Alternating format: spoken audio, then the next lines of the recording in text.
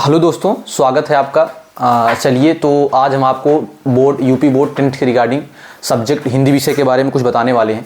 आपके हिंदी विषय में जैसा कि आप लोग जानते हैं 24 डेट को आपका हिंदी का एग्ज़ाम है यूपी बोर्ड वालों का। तो आप लोग का पठन पाठन चल ही रहा है, उसी में हम भी आपका थोड़ा बहुत हेल्प कर देते हैं और आपका हिंदी का सिलेबस पूरा आज समाप्त कर देते हैं। हिंदी में जो आपका सिलेबस है जो पढ़ाने लायक, उसको आज हम बता देते हैं। हमें उम्मीद है कि आप लोग हल्का फुल्का जो भी पढ़ाई अपना कर रहे होंगे, साथ में कर रहे होंगे, उसमें हम भी थोड़ा आपका मदद कर दे रहे हैं इस पढ़ाई में। ये हमारा आज पहला लेक्चर है, तो पहले लेक्चर में जो कुछ भी इसमें त्रुटियां हो, जो कुछ भी बताने जा रहा हूँ, उसको ध्यानपूर्वक पढ़िएगा। बाकी अपना राय विचार जरूर दीजिएगा कि किस तरह से और इसको इम्प्रूव किया जा सकता है। आज हमारा हिंदी का पहला क्लास है।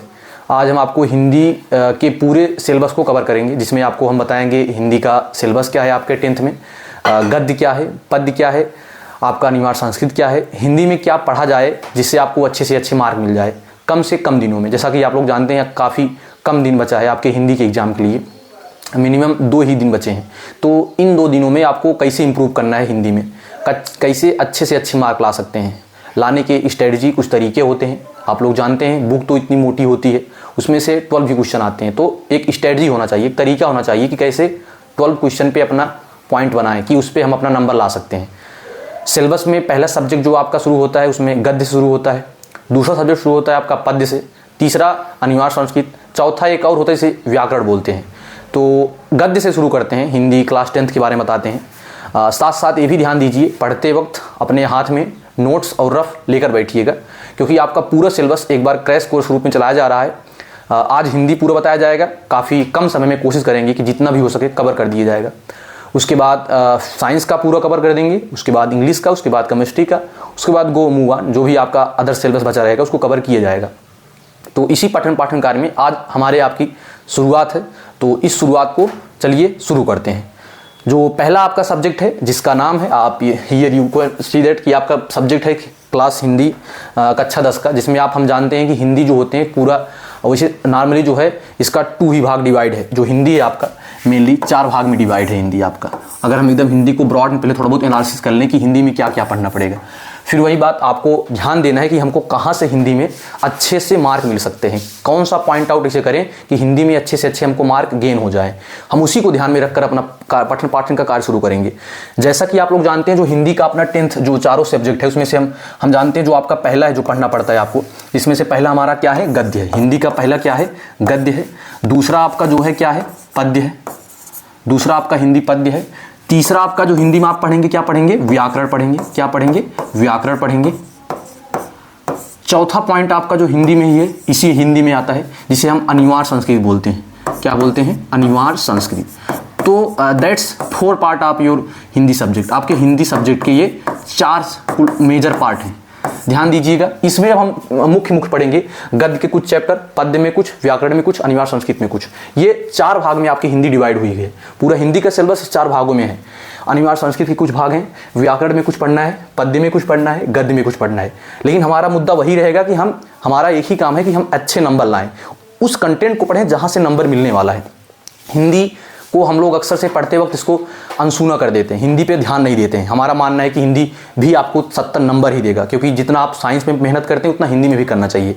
अच्छे से अच्छे बच्चों का मेहनत करने के बावजूद भी उनका नंबर कम हो जाता है, क्योंकि हिंदी पे ध्यान नहीं देते हैं। ऐसा नहीं है कि हिंदी आपको कम नंबर देगा, वो भी 70 नंबर ही देगा आपको। तो साथ साथ इस पर भी फोकस करिए। इसी क्रम में हिंदी में जो आपका पहला सब्जेक्ट है गद्य से शुरू होता है, पद्य शुरू होता है, व्याकरण होता है, अनिवार्य संस्कृत होता है। तो गद्य, पद्य, अनिवार्य संस्कृत। अब ये शुरुआत जो गद्य से है, शुरू गद्य से करते हैं। गद्य में आप देखिए यहाँ पे हिंदी के कुछ मेजर चैप्टर हैं। जैसे जो लोग ज़्यादातर स्ट्रेटजी बनाते हैं कि बस यही हिंदी में 2-4 जीवन परिचय याद कर लो, एक निबंध लिखना सीख जाओ, हो जाएगा। जबकि ऐसा नहीं है। 70 नंबर के लिए उसके लिए डिवाइडेड रूल है, कुछ मार्क दिए गए हैं, कुछ पॉइंट आउट दिए गए हैं कि हिंदी में कौन सब्जेक्ट को पढ़ें, कहाँ से नंबर मिल सकता है। आप एक बार सिलेबस ओपन करेंगे उसमें दिखाई देगा, लेकिन हम फिर भी यहाँ एक बार ओवरव्यू देते हैं आपका।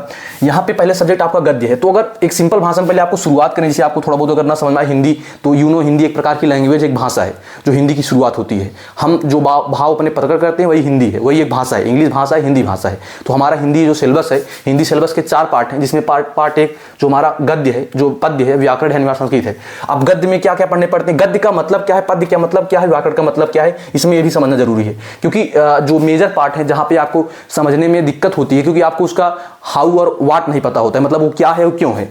जब भी आपको किसी का एक फार्मूला पता हो जाता है, इसका फार्मूला कहते हैं डब्ल्यू और एच।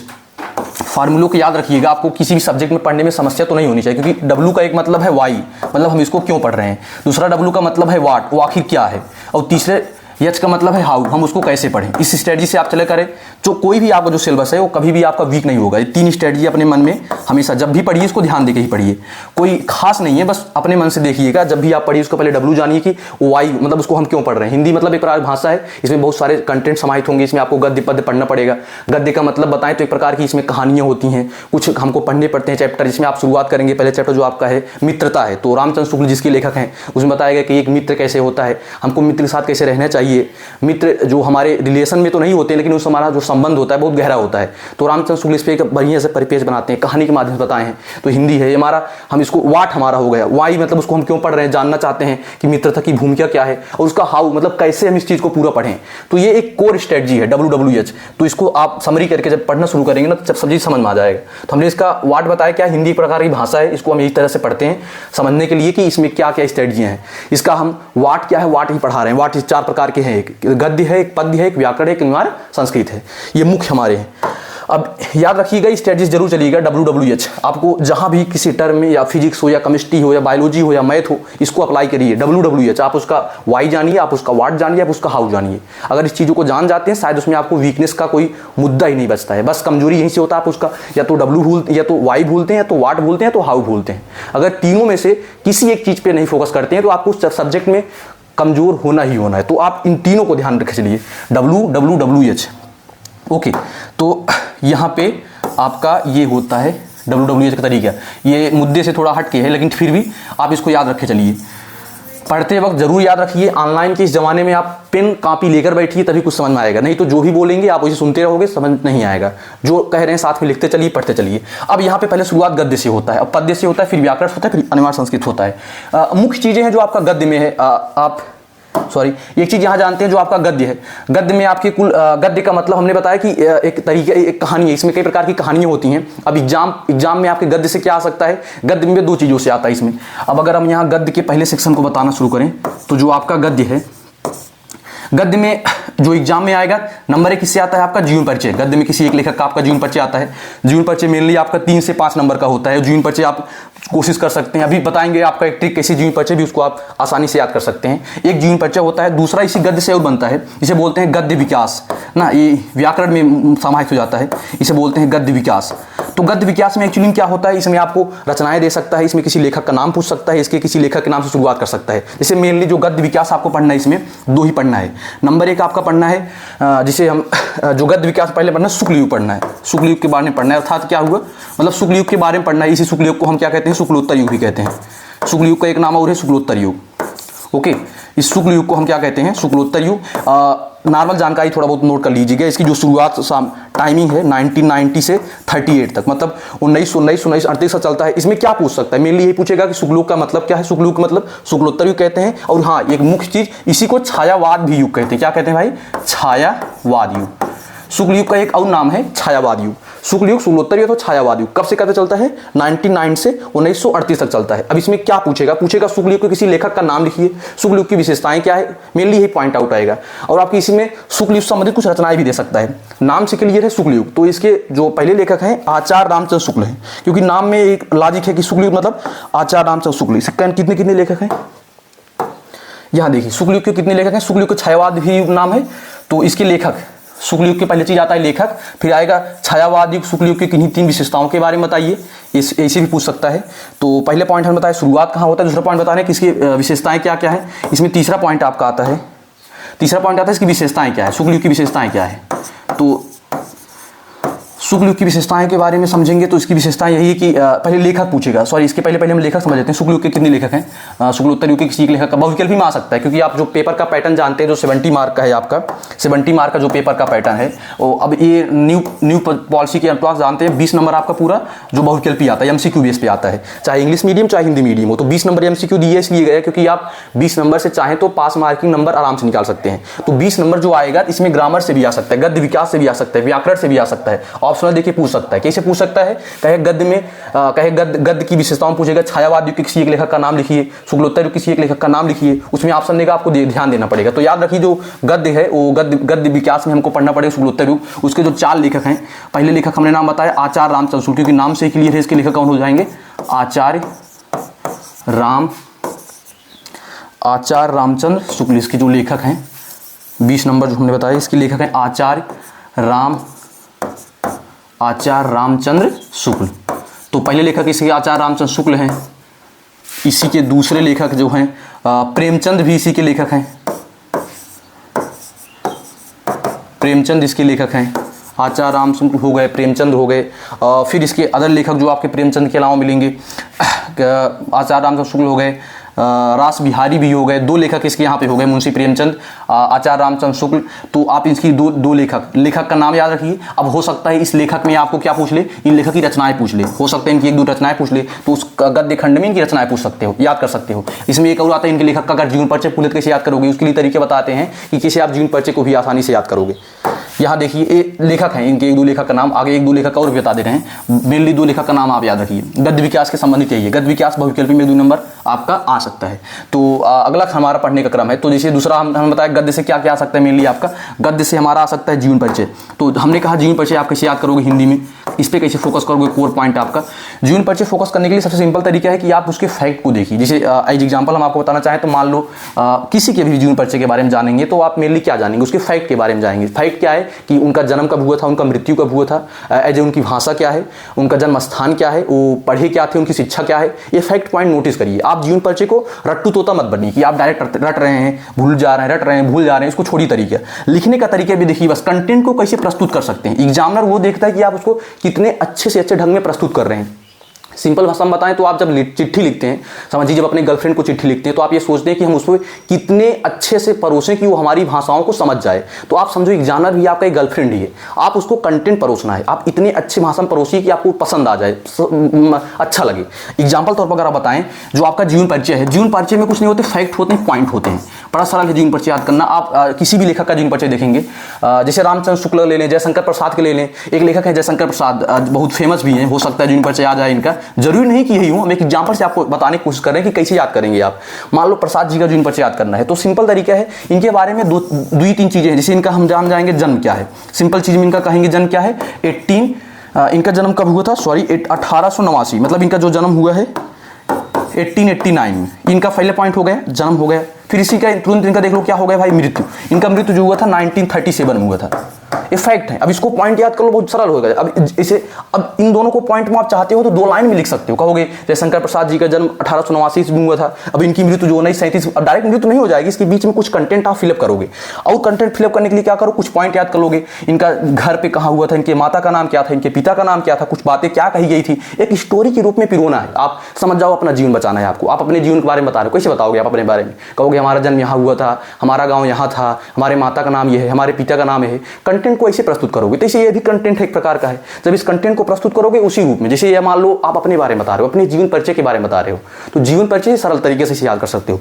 इनका जन्म हो गया, इनका मृत्यु हो गया, जानते हो आप सब। इनकी जो उम्र है मात्र 42-46 साल की उम्र में इनको क्षय रोग के कारण इनका निधन हो गया था। बचपन में इनके पिताजी ने इनको आशीर्वाद दे दी थी कि जाओ तुम एक महान कवि बनोगे। एक शुक्ल युग में सुंगनी साहू परिवार में जन्म हुआ था। इनकी कुछ विशेषताएं हैं, ये 2 पत्नियों 3 पत्नियों से शादी किए थे, पत्नी की मृत्यु हो गई थी। तो जीवन परिचय को फैक्ट को याद करो, फिर उसको लिखने की कोशिश करो अपने शब्दों में, याद मत करो।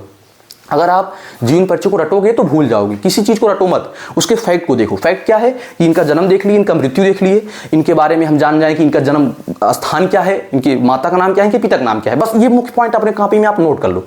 इसी पॉइंट को याद करते हुए आप कंटेंट को परोसने की कोशिश करो। नहीं तो आज के समय में भ्रम बैठ चुका है कि क्या करो भाई, बस हिंदी में पूरा 5 जीवन परिचय लिख दो, वही भर के चले जाओ, नंबर मिल जाएगा। इसे नहीं होगा। अगर आपको अच्छे नंबर लाने हैं तो जीवन परिचय में भी कुछ सुधार करना पड़ेगा। आप कंटेंट को देखो, अपने शब्दों में लिखने की कोशिश करो, तो इस तरह से आप हिंदी के जीवन परिचय को बढ़िया से याद कर सकते हो। तो गद्य का यही तरीका है। गद्य में, अब गद्य का सरल इसलिए होता है कि गद्य में कहानियां होती हैं। कहानी को आप अच्छी तरह से चाहते हो तो लर्न कर सकते हो, कहानी को पढ़ सकते हो। जैसे हमने बताया ना पहले चैप्टर मित्रता है, तो मित्रता में क्या है, आचार्य रामचंद्र शुक्ल जी हैं, उसमें बताया गया कि आचार्य रामचंद्र शुक्ल मित्रता के बारे में फोकस किए, मेनली एक मित्र की विशेषताओं को बताएं कि एक हमारा जो वास्तविक मित्र होता है किस तरह से होता है। जैसे गलत राह पे जाते हैं तो हमको बताता है, सही राह पे जाते हैं हमको उत्साहित करता है, प्रोत्साहित करता है, हमारा साथ देता है, सुख दुख में हमारा साथी बना होता है, हमारी भावनाओं को समझता है। तो एक मित्र का परिचय बताएं तो कहानी खत्म, यही तो कहानी था उसका, यही रामचंद्र शुक्ल बताएं। गद्य पढ़ने का, जीवन परिचय याद करने का सिंपल सा एक तरीका है। तो ये हमने बताया है। आप ये 2 पॉइंट हमारा मुख्य कोर था। जरूरी नहीं कि आप इन्हें लिखेंगे, आप यहाँ फर्स्ट पॉइंट हो गया, सेकंड पॉइंट हो गया, ऐसे पॉइंट और होंगे। इनका 19 वर्ल्ड, इनके पिताजी का नाम लिख दो, आप इनके माताजी का नाम लिख दो, इनके 3 पत्नियों का नाम लिख दो, फिर उसी को कंटेंट प्रस्तुत कोशिश करो, लिखोगे 2-3 लाइन तो भर ही जाएगा। तरीका याद करने का, अगर माइंड में नहीं बैठा बट डेट और मृत्यु याद कर लो, फिर जाओ उसको लिखने की कोशिश करो, अच्छा होगा। ठीक है, तो चलते हैं अगला। आपका गद्य के सेक्शन में यहां तक आपका कवर हो गया। ओके, जरूर कॉपी लेके बैठिए, तभी आपको इसमें कुछ समझ में आएगा। अगर आप ये सोच के लिखेंगे कि ठीक है अभी लिख लेते हैं तो ठीक है, और बराबर पढ़ते रहिए, मेहनत करते रहिए, एग्जाम नजदीक है, अच्छा परसेंट लाइए, मेहनत करिए। यहाँ पे देखिए गद्य का एक सेक्शन आपका इतना तक कवर हो गया। गद्य में अब आप यही हर एक चैप्टर को पढ़ेंगे तो समझ में आ जाएगा। देखो समस्या आपके पद्य सेक्शन से होता है। पद्य सेक्शन से क्यों होता है? क्योंकि पद्य सेक्शन में कहानियां पढ़ के समझ नहीं जा सकता, क्योंकि पद्य में हम जानते हैं पद्य का सिंपल से एकदम, अगर आपको गद्य पद्य में एक लाइन में अंतर बताया जाए तो गद्य एक कहानी है। जस्ट लाइक आपको एक समझाने की कोशिश करें तो एक मूवी होता है, मूवी आप फिल्म देखते हो तो फिल्म में जो स्टोरी चल रही होती है तो वो आपका गद्य है। लेकिन फिल्म में जब बीच बीच में किसी प्रकार के संगीत आ जाते हैं ना, आपका पद्य हो जाता है। तो पद्य एक संगीत है, एक लय होता है, इसमें आप किसी प्रकार के लेखक कुछ गुणगान गाते हैं, कुछ गाते हैं, तो पद्य एक संगीत है। जबकि गद्य जो आपका एक स्टोरी है, कहानी है, जो कहानी को बड़ी समझते हो। तो कहानी समझना आसान है, लेकिन जो गाने होते हैं, जो संगीत होते हैं, उसको समझ पाना बड़ा मुश्किल है, क्योंकि वो क्या कह रहा है लेखक, उसको जब आप समझ पाओगे तभी आप उसको एहसास कर पाओगे। इसलिए पद्य पढ़ना थोड़ा सा कठिन होता है। पद्य में कुछ पढ़ना है, जैसे पहले आपका जो 10th में पहले चैप्टर है पद्य में, जिसके लेखक सूरदास जी हैं, उसमें क्या बताया गया? पद्य। उसका चैप्टर का नाम ही है पद का, पहले नाम चैप्टर जो है पद है। यहाँ पद अर्थात जो पैर हैं, तो पद का अर्थात जो पैर हैं, यहाँ पे सूरदास जी हैं जो कृष्ण भक्त मार्गी हैं। उनमें कृष्ण के भगवान के बाल लीलाओं का वर्णन किया है कि किस प्रकार कृष्ण जी बचपन में कैसे होते हैं, उनके बारे में पूरा वर्णन किया गया है। पूरा बाल लीलाओं के बारे में बताया गया है कि पूरा इनके बारे में वर्णन है यहाँ पे पद्य में। चैप्टर का नाम ही पद है, तो मतलब इनके पूरा बाल लीलाओं का वर्णन किए पद वाले में। तो सबसे फोकस पॉइंट क्या है? गद्य विकास में हमने बताया। गद्य विकास में जो होता है हमारे, इसमें 2 काल पढ़ने पड़ेंगे। इसे शुक्ल युग कहते हैं तो शुक्लोत्तर युग कहते हैं। इस शुक्लोत्तर युग के छायावाद युग भी कहते हैं। इसका जो शुरुआत होता है 1919 से 1938 तक होता है। इसमें कुछ लेखक मुंशी प्रेमचंद हो गए और हमारे आचार्य रामचंद्र शुक्ल जी हो गए, अदर लेखक भी कुछ हैं। बस इनकी विशेषताएं, शुक्ल युग की विशेषताएं अगर बारे में बताएं तो इस काल में हमारे इस जो ये काल थे उसमें एजुकेशन जो था, भाव को प्रधानता, शब्दों के भाव को ज़्यादा प्रधानता दी जाती थी। अदर कंटेंट भी कुछ थे, तो इसमें हमको शुक्लोत्तर युग के बारे में बहुविकल्पी रूप में दे सकता है। पद्य में बताया, पद्य में इनका भी, पद्य वाले में भी याद रखिए आपका गद्य में भी जीवन परिचय पूछता है और पद्य में भी जीवन परिचय पूछता है। तो आप एक एक जीवन परिचय जरूर याद कर लेंगे। जीवन परिचय याद करने का तरीका हमने सिंपल बताया कि आप कंटेंट पे फोकस करिए, फैक्ट पे। फैक्ट क्या है कि उनका जन्म, उनका मृत्यु, कुछ उनके बारे में विशेष बातें। अगर इस तीनों पॉइंट को फोकस कर लेते हैं तो शायद आपको जीवन परिचय याद करने में आसानी हो जाएगी। रटिए मत, आप रटेंगे तो भूल ही जाएंगे पक्का। तो इस तरह से नहीं रटना नहीं है। आप फैक्ट बुक उठाओ, बुक उठा के पॉइंट नोट करो, जन्म मृत्यु, उस पॉइंट को अपने कहीं नोट में लिख लो। बस ये जान जाओ कि इनका जन्म इतना, मृत्यु हुआ था, आसानी से याद हो जाएगा। अब ये दूसरा पॉइंट होता है आखिर जीवन परिचय याद कौन सा करें, पेपर में कौन आएगा।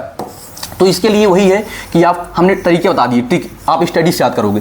तो माना जाता है कि आप पहले चैप्टर से 3 चैप्टर तक अगर याद कर लेते हो, पहले चैप्टर से 30 चैप्टर तक याद कर लेते हो तो कोई फंसने वाला नहीं है। गद्य के 3 चैप्टर, पद्य के 3 चैप्टर। अगर इतना भी नहीं कर पाते हो तो एक तरीके कर लो, गद्य का पहले चैप्टर, गद्य का तीसरा चैप्टर, पद्य का पहले चैप्टर, पद्य का तीसरा चैप्टर, ये 2-2 याद कर लो, शायद आपको इसमें जरूर आ जाएगा। पहले चैप्टर, तीसरा चैप्टर, पहले चैप्टर, तीसरा चैप्टर।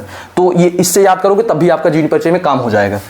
याद कैसे करोगे आप, हमने बताया। याद करने का वही फैक्ट देखो, डाटा देखो, उसको इसमें लिखो, आसानी से हो जाएगा। ठीक है, तो ये हमारा गद्य है, ये हमारा पद्य है। मुख्य चीज़ें हैं जो व्याकरण में आता है, गद्य पद्य, क्योंकि विद्यालय में अक्सर से पढ़ा भी जाता है, लेकिन व्याकरण में आपको अक्सर से छोड़ दिया जाता है। हिंदी व्याकरण में आप क्या पढ़ोगे, हिंदी व्याकरण का सिलेबस क्या है, हिंदी व्याकरण में कैसे शुरू करोगे पढ़ना। तो मुख्य चीज़ आपका व्याकरण होता है। गद्य पद का सेक्शन यही। अब एक चीज़ इसमें आपका बहुविकल्पी में आएगा, रचनाएं आता है। हम जानते हैं रचनाओं में मतलब आप कुछ ना कुछ रचनाएं पढ़ सकते हो। रचनाएं लेखक का, इसमें स्पेशली किसी एक लेखक का रचनाएं देख सकते हो, विशेष लेखक के बारे में बहुविकल्पी में पूछ सकता है। लेकिन रचनाएं आपका बहुविकल्पी में आएगा, इसको जरूर याद रखिए। तो आप रचनाओं को भी फोकस करोगे। हम हम देखो लिस्ट बना के आपको याद होगा तो लिखवाए भी होंगे कुछ जो पुराने विद्यार्थी हैं। आप लोग भी इसके लिए रचनाओं के लिए क्या कर सकते हो, अभी 4-5 दिन जो बचा है उसमें मुख्य मुख्य रचना जो प्रीवियस ईयर में पूछे गए हों, अपना सीरीज उठाइए, अपना रफ उठाइए, रफ में जो पुरानी रचनाएं उसको लिख लो, उसको लिखने की याद करने की कोशिश करो, तो इस तरह से याद भी हो जाएगा। जरूरी नहीं कि आप एक रचना याद कर पाओगे, लेकिन हाँ शुरुआत इसी से करोगे आप। ओके, तो कुछ बातें आपको समझ में आ रहा है कि आगे नेक्स्ट चीज व्याकरण से शुरू करते हैं आपका। हिंदी में गद्य और पद्य ही काफी है। आगे कुछ आपका अगर कुछ लेक्चर और होगा उसमें बता दिया जाएगा, लेकिन अभी यहाँ पे देखो हम मुख्यतः आपका गद्य पद्य में व्याकरण से चलते हैं। ये आपका गद्य हो गया, आपका पद्य होगा। गद्य पद्य में जो तरीके बताएं उसको अप्लाई करिएगा। तो हम यहाँ अभी के लिए थोड़े क्षण लिए गद्य पद्य में ये स्ट्रेटजी याद करके चलिएगा, याद हो जाएगा। ठीक, गद्य और पद्य। हाँ, एक चीज और आता है आपका यहाँ थोड़ा देखिए, गद्य कैसे हमने बताया ना, जैसे हमने गद्य के बताया पद्य का भी होता है। पद्य में क्या है, पद्य में भी पद्य विकास खंड, इसे एक्चुअली बोलते हैं पद्य विकास, पद्य विकास, अर्थात पद्य का जो है विकास कहाँ से हुआ, इसमें लेखक कौन है, इसमें पद्य विकास में हमको 2-3 पढ़ना है। इसमें एक काल पढ़ना है, इसका नाम है रीतिकाल, हमको यही पढ़ना है ना, रीतिकाल के बारे में इसमें पढ़ना है। जैसे उसमें हम बताए थे ना शुक्ल युग पढ़ना है, इसमें रीतकाल पढ़ना है पद्य वाले में। इसी रीतकाल को श्रृंगार काल भी कहते हैं। इस रीतकाल का नाम क्या है भाई, श्रृंगार काल। इस रीतकाल का नाम क्या है, श्रृंगार काल। इसी रीतकाल को हम श्रृंगार काल भी कहते हैं। जैसे इसमें मैं शुक्ल पढ़े थे, इस रीतकाल को श्रृंगार काल कहते हैं, वो श्रृंगार इसको भी पढ़ना पड़ेगा पद्य विकास खंड में। अब इसके बारे में थोड़ा बहुत अगर जान जाओ तो ठीक ही रहेगा। जैसे देखो हमने बताया क्या पद्य विकास में क्या क्या आता है, इसका विशेषताएं। अब इसमें कह सकता है रीतकाल क्या है, रीतकाल की विशेषताएं क्या है, रीतकाल किसी लेखक का नाम बताइए, हो सकता है इसमें पूछ सके। लेकिन अब देखिए जहाँ अगर इसमें पढ़ेंगे पहले चीज़ क्या बताएंगे, इसी रीतकाल को श्रृंगार काल भी कहते हैं। तो इसकी विशेषताएं क्या क्या हो जाएंगी, विशेषताएं मतलब इसकी क्या क्या विशेषताएं हैं। रीतकाल को किस नाम से जानते हैं, विशेषता। इसकी पहली विशेषता क्या है कि इसमें श्रृंगार को महत्व दिया गया था। श्रृंगार को मतलब अर्थात महिलाएं इस काल में श्रृंगार को ज्यादा महत्व देती थी। अगला इसका विशेषताएं क्या होगा, इसमें नायक नायिका का वर्णन किया जाएगा। अब इसको इस तरह समझ सकते हो, जो लोग श्रृंगार करेंगे तो नायक नायिका का श्रृंगार करते हैं। तो इसमें एक विशेषता और क्या हो गई, नायक नायिका के बारे में वर्णन है। नायक नायिका और नायक, नायक और नायिका के बारे में वर्णन है। अगला इसमें जो शब्द है वो भाव प्रधान है, भाव प्रधान शब्द है, भाव प्रधान शब्द है इसमें जो शब्द है भाव प्रधान है। तीसरी विशेषता। एक चौथी विशेषता ये भी है कि इस काल में वैज्ञानिक महत्ता को ज्यादा भाव दिया गया था, वैज्ञानिक महत्ता को भी महत्व दिया गया था, वैज्ञानिक महत्व, वैज्ञानिक महत्व।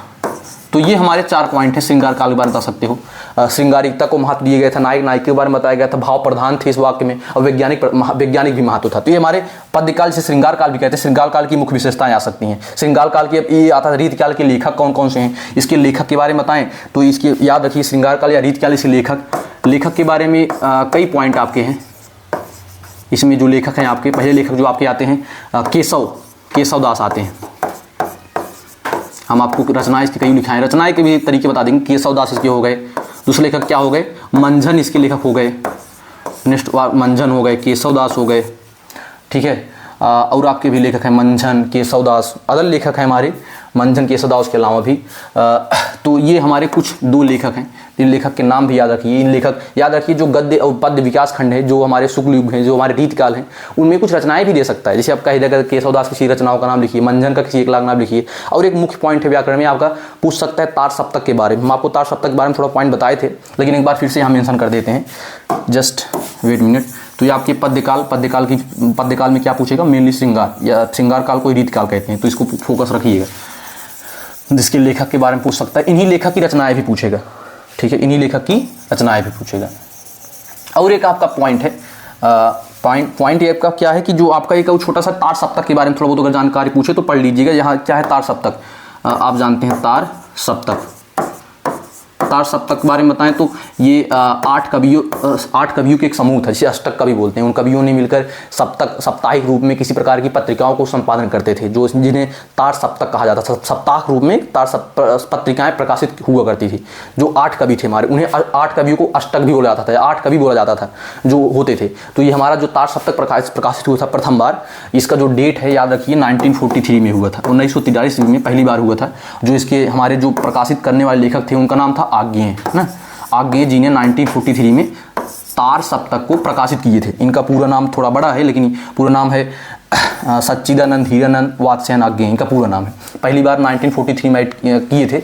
जब इसमें आप प्रत्येक वर्ष में 8 वर्ष जोड़ेंगे, 8 वर्ष में, तो दूसरा तीसरा आता चला जाएगा। क्योंकि आप अगर देखेंगे इसमें अगर 1943 ईस्वी में +8 करेंगे आप तो क्या हो जाएगा 1951, ठीक है। तो 1951 में दूसरा तार सप्तक प्रकाशित हुआ था। फिर इसी में आप 8 ऐड करेंगे तो तीसरा आ जाएगा। तीसरा कब हो जाएगा 1959।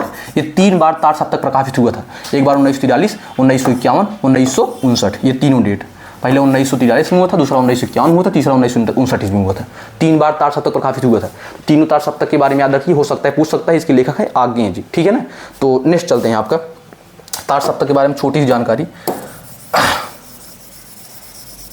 Okay,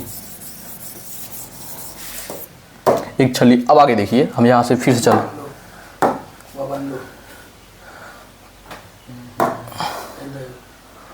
okay.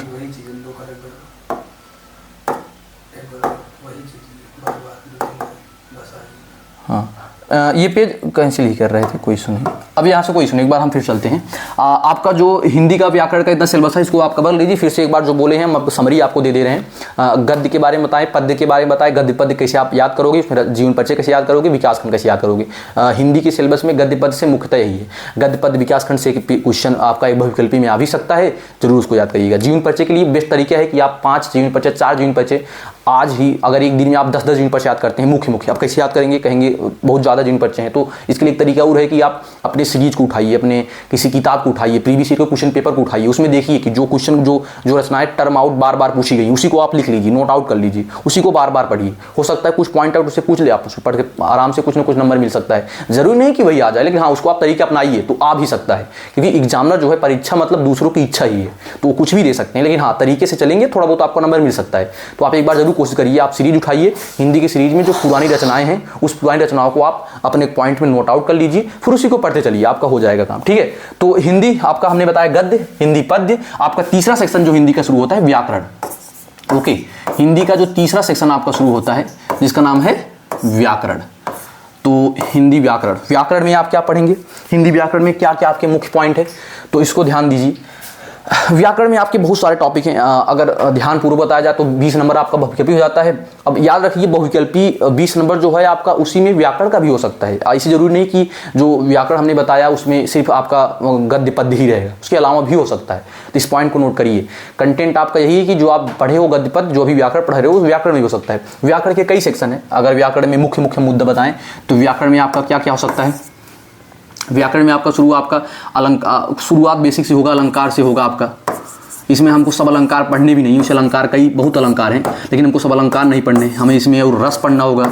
और अगेन हमको यही ध्यान देना कि क्या पढ़ने, सब रस भी नहीं पढ़ने हैं हमको, इसमें समास पढ़ना है, सब समास भी नहीं पढ़ने हैं हमको इसमें ना। अगला हमको इसमें एक चौथा पॉइंट आएगा, तत्सम और तद्भव आता है हिंदी में व्याकरण में, तत्सम और तद्भव, तत्सम तद्भव पढ़ेंगे हम। और क्या पढ़ेंगे इसी में, पर्यायवाची पढ़ेंगे। क्या पढ़ेंगे, पर्यायवाची। तत्सम तद्भव हो गया, पर्यायवाची हो गया। एक छठवां टॉपिक है, इसे हम क्या बोलते हैं, उपसर्ग प्रत्यय। क्या बोलते हैं भाई, उपसर्ग और प्रत्यय। ये हिंदी के मुख्य जो आपके ग्रामर हैं, इसमें आप हिंदी के ग्रामर में लिखने वाला एक टॉपिक। और आपका अगर इसमें कह दें निबंध, एक पत्र, दो चीज़ जरूर लगाता है। एक आपका इसी में अगर लिख दें एक निबंध भी, आप इसी में ग्रामर में ही मेंशन करेंगे इसको। एक निबंध है, क्या है, निबंध। एक 8वां टॉपिक है आपका पत्र। ओके, एक निबंध है, एक पत्र है। तो ये आपके मेन पॉइंट है। अगर आप इतने भी फोकस करते हैं तो शायद हिंदी ग्रामर में, हिंदी व्याकरण में आपका अच्छे से कल्याण हो जाएगा। जहाँ से शुरुआत आपका अलंकार से होता है, फिर रस, फिर समास, फिर तत्सम, फिर तद्भव, फिर पर्यायवाची शब्द, फिर उपसर्ग और प्रत्यय, फिर निबंध, फिर आपका पत्र। तो इस पॉइंट पे देखते हैं, शुरुआत आपके अलंकार से करते हैं। हर एक पॉइंट को फोकस करेंगे, ध्यान से देखिएगा। पहले आपका पॉइंट शुरू होता है अलंकार, ठीक है। तो पहले आपका हिंदी व्याकरण में क्या शुरू होता है, अलंकार से शुरू करते हैं। हिंदी शुरुआत आपका कहाँ से होता है भाई, अलंकार से। अलंकार शुरुआत करते हैं अलंकार, फिगर ऑफ स्पीच इंग्लिश में कहते हैं। आपको बाय द वे इंग्लिश में 12th में पढ़ना पड़ेगा। अभी इंग्लिश में अलंकार नहीं है, इंग्लिश आपको जब पढ़ोगे अलंकार इंग्लिश में भी है, लेकिन वो आपको 12th में मिलेगा। अभी अलंकार इसमें हमको 3 ही अलंकार पढ़ने हैं। फोकस करिए ग्रामर, याद रखिए फिर से जो आपको गद्य पद सेक्शन बताया। गद्य पद सेक्शन बहुत ज़्यादा बहुत ज़्यादा लार्ज नहीं है, कंटेंट उसमें छोटा सा ही है, बस आपको एक बार फोकस करना है। व्याकरण ज़्यादा इंपॉर्टेंट है क्योंकि व्याकरण पढ़ना है आपको, तो व्याकरण ही फोकस करिए। मुख्य रूप से व्याकरण का सब्जेक्ट आपको कवर कर दे रहे हैं। तो व्याकरण में जो पहले सिलेबस शुरू होता है हमारा अलंकार, फिगर ऑफ स्पीच। अलंकार में 3 अलंकार पढ़ने हैं आपका। हमारा पहला अलंकार क्या पढ़ना है, इसमें उपमा अलंकार पढ़ना है। दूसरा आपका रूपक अलंकार पढ़ना है। क्या पढ़ना है भाई, रूपक, उपमा। और तीसरा अलंकार हमको पढ़ना है उत्प्रेक्षा। क्या पढ़ना है, उत्प्रेक्षा। 3 अलंकार, रूपक अलंकार, उपमा अलंकार और उत्प्रेक्षा अलंकार। पहला जो आपका अलंकार है उपमा अलंकार, उपमा अलंकार के बारे में ध्यान देखिए आप, यहाँ पे आपको फोकस करके बताया जा रहा है। पहला अलंकार इसका नाम क्या है, उपमा अलंकार। तो यहाँ से फिर से पहले पॉइंट फोकस करते हैं आपको, उपमा अलंकार। देखिए यहाँ पे 3 अलंकार पढ़ने, याद रखिए, उपमा अलंकार, उत्प्रेक्षा अलंकार और रूपक अलंकार। तो पहला अलंकार क्या है, उपमा अलंकार। अलंकार इस तरह से पढ़िए कि भूले ना। वैसे अलंकार का चैप्टर भी थोड़ा ब्रास्ट है, आप जब आगे पढ़ेंगे तो जानेंगे कि इसका थोड़ा उस लेवल पर हमको नहीं पढ़ना है, हमको 3 ही पढ़ने, तो जान समझ रहे हैं आप। तो पहला अलंकार क्या है, उपमा अलंकार। उपमा अलंकार कैसे जानेंगे, इसका उदाहरण, इसके उप अलंकार के बारे में क्या है परिभाषा, थोड़ा ध्यान समझिए। अब अलंकार को पढ़ने से पहले अलंकार जो आपका पहला है उपमा अलंकार, उपमा अलंकार जो पहला आपका है उपमा पहला, तो उपमा अलंकार जो आपका है, जिसे हम इसको दूसरे शब्दों से याद करते हैं। उपमा अर्थात इसको हम याद कर सकते हैं तुलना ना, उपमा एक टिक याद कर देंगे। उपमा का अर्थ क्या हो गया भाई, तुलना। उपमा कहें तुलना कहें, तो यहाँ पे 2 शब्द हमारे कॉमन आते हैं, इसको कहते हैं उपमेय और उपमान। 2 शब्द हैं, एक है उपमेय, एक है उपमेय, एक है उपमान। क्या है भाई, उपमेय है और उपमान है। उपमेय उपमान, उपमेय उपमान का मतलब होता है जिस वस्तु से तुलना की जाए, बस इसको याद कर लो, जिससे तुलना की जाए, जिससे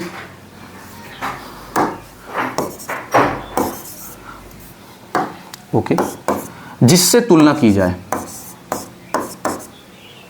उपमान, जिसकी तुलना की जाए, जिसकी तुलना की जाए, जिसकी तुलना की जाए। और उसका मतलब क्या हुआ, जिसकी तुलना की जाए। सेकंड आपका जो इसका मतलब क्या है, उपमान। देखिए उपमान का मतलब जिसकी तुलना की जाए, और उपमेय का मतलब जिससे तुलना की जाए, जिससे तुलना की जाए। ओके, तो ये 2 शब्द हैं। उपमेय मतलब जिसकी तुलना की जाए, उपमा मतलब जिससे तुलना की जाए, जिसकी तुलना की जाए, अर्थात एक जिसकी तुलना की जा रही है। अर्थात आप समझ सकते हैं 2 लोग हैं, एक दूसरे से कंपेरिजन हो रहा है, पड़ोसी में कोई 2 लोग हैं, कहेंगे वो तुमसे अच्छे हैं, तो जो आप हो उपमान हो, आपकी तुलना जिससे की जा रही है उपमेय है। उपमेय उपमान बड़ा सिंपल है। ये मान लो हमारे पास एक पेन है, तो हम आप इस पेन को दूसरे पेन से देखो, तो ये पेन की तुलना इससे की जा रही है, तो ये पेन अपने आप में उपमान है, ये क्या है, उपमेय है। ये उपमान है, ये क्या है, उपमेय है। तो ये आपकी 2 चीजें हो गई, उपमेय उपमान। इस पॉइंट को याद रखेंगे तो आप हमेशा किसी भी परिभाषा, 3 अलंकार की परिभाषा को ऑटोमेटिक याद कर सकते हैं। उपमेय उपमान इसके बेस पे देखिए यहाँ पे,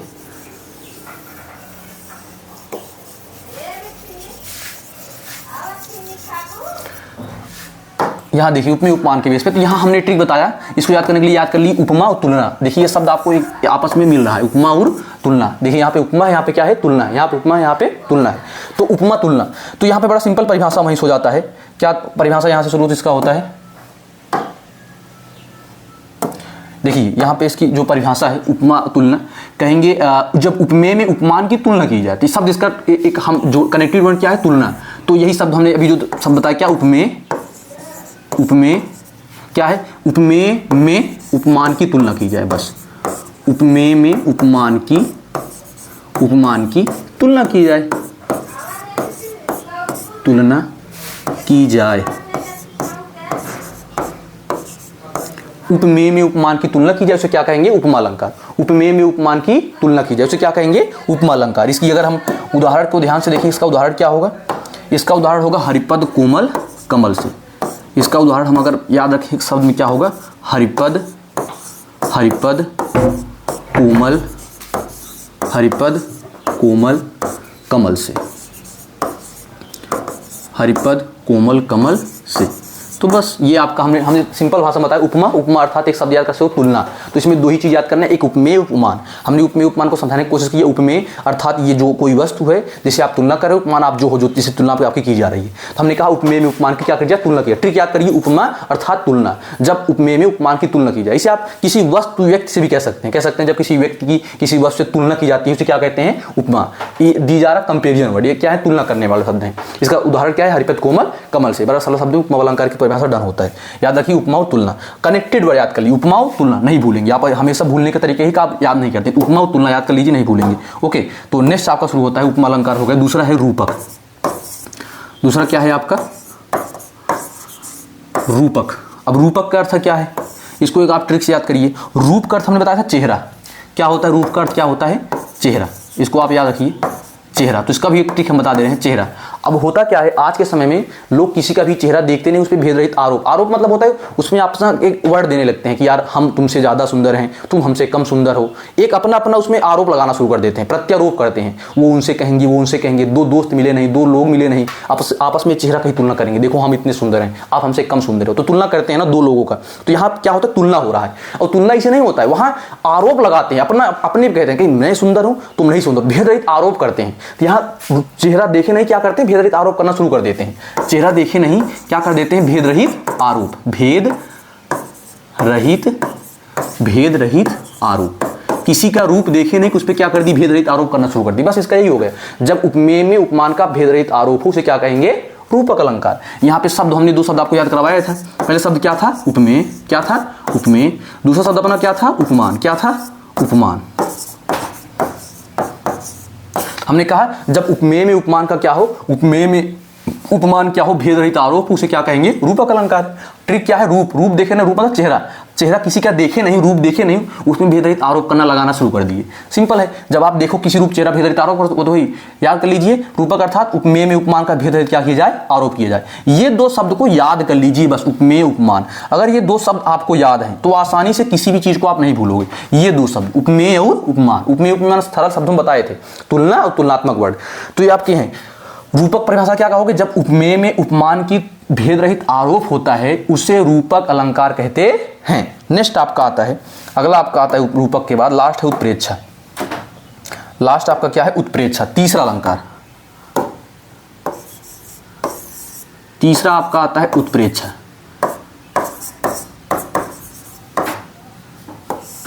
उत्प्रेक्षा अलंकार। अब यहां पे उत्प्रेक्षा अलंकार के बारे में थोड़ा बहुत आपको फोकस करते हैं। उत्प्रेक्षा अलंकार, उत्प्रेक्षा अलंकार बंद कर दो।